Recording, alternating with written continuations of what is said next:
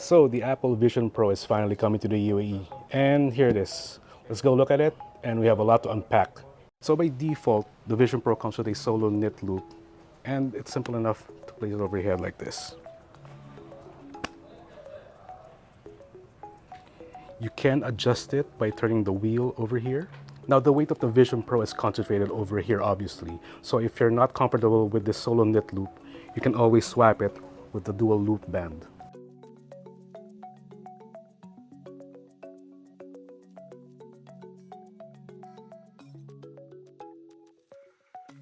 So we've set up the Vision Pro, and it's just like having an Apple OS overlay on the real world.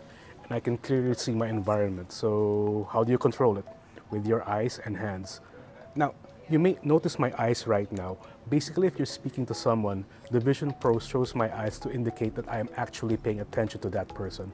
Otherwise, if you're taking a video or engage in some app, an animation will play over here to indicate such.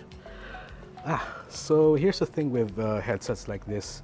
You really can't do it justice even if you explain it in detail. So you actually have to experience it to find out the real deal.